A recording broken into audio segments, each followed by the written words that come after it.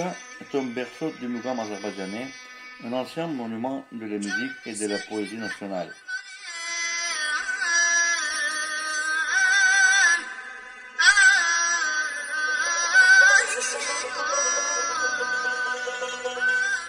L'histoire de la forteresse de Choucha, construite dans la partie nord de la ville afin de la protéger des envahisseurs étrangers, est particulièrement remarquable.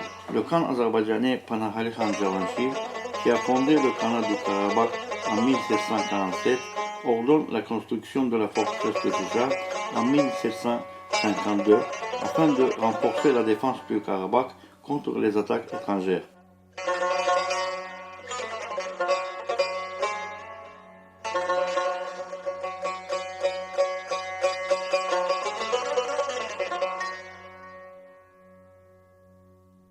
Ce territoire, d'une superficie de 5,5 000 km² est aussi appelé Panahabad, à l'honneur du fondateur de la forteresse. Dans cette période, on crée aussi une monnaie d'argent appelée Panahabadi.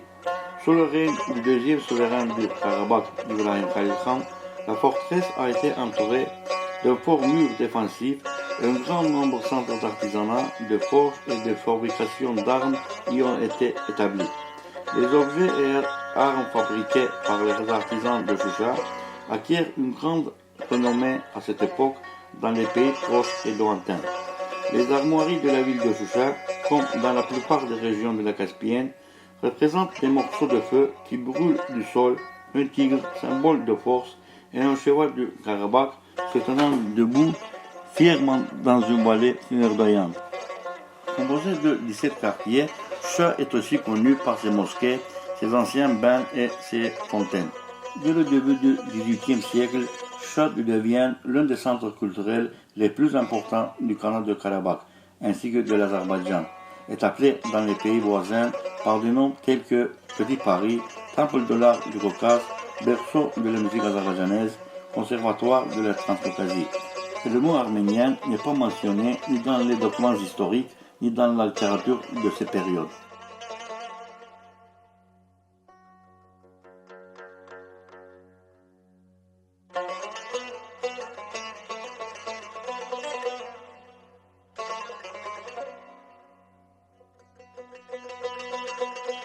Le 14 mai 1805, le traité de Kulekchaï sur le transfert du Khanat de Karabakh à la Russie a été signé entre le commandant en chef des troupes russes dans le Caucase, Paul Tsianov, et Ibrahim Khalil Khan.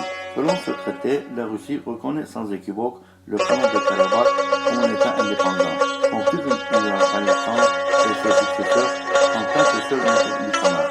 Dans tous les articles du traité, on écrit Ibrahim Khalil Khan de Choucha et de Karabakh.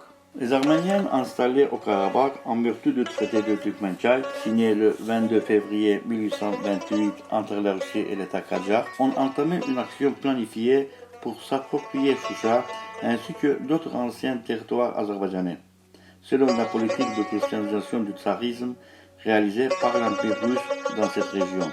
À cette époque, l'installation des Arméniens dans ce territoire est devenue intensive après la nomination du général russe d'origine arménienne Valerian Grigorievich Madatov au poste de commandant de Choucha.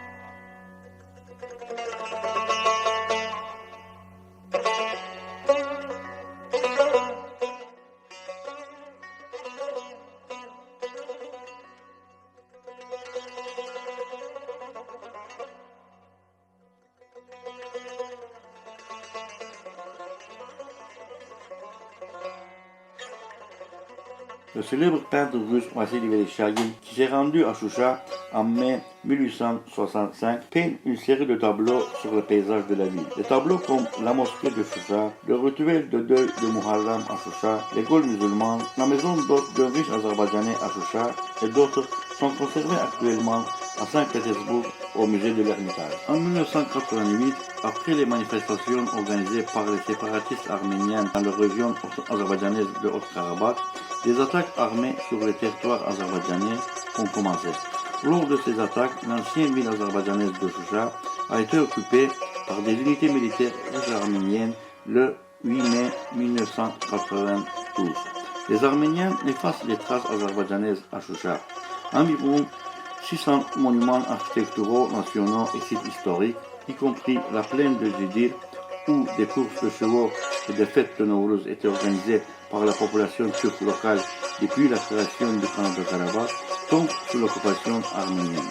Les envahisseurs ont pillé le palais de Panakhali Khan, la mosquée Ifare Gevharaga, la mosquée Ashagi Gevharaga, la maison de Kusulbanu Natavan, la célèbre poétesse de l'Orient, le mausolée de Molla Wagif, le célèbre poète qui a été le vizir du Khanat du Karabakh, plus de 10 000 pièces de musée appartenant aux maisons musée du Zerazi Beyli, le fondateur de la musique symphonique professionnelle azerbaïdjanaise et orientale, ainsi que le premier opéra de l'Orient, de Bulbul, le grand musicien qui a étudié en Italie, de Milmoussoum Nawwab, le musicien et peintre, le musée national de l'art populaire appliqué, environ 1000 objets du musée d'état d'histoire du Karabakh, et les ont emmenés en Arménie.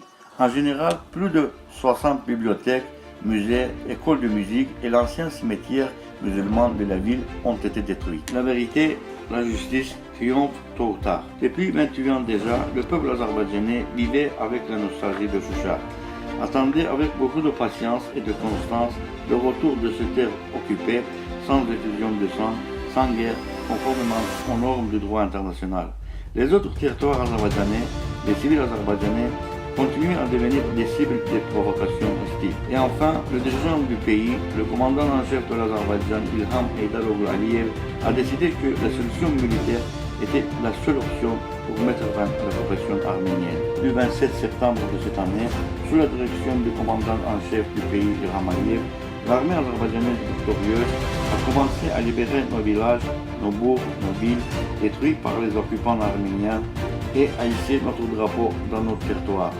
Le 8 novembre, la ville de Choucha, séparée de l'Azerbaïdjan depuis plusieurs années, s'est réunie avec la patrie. Le 10 novembre est devenu le jour de la victoire où l'intégrité territoriale de l'Azerbaïdjan a été rétablie.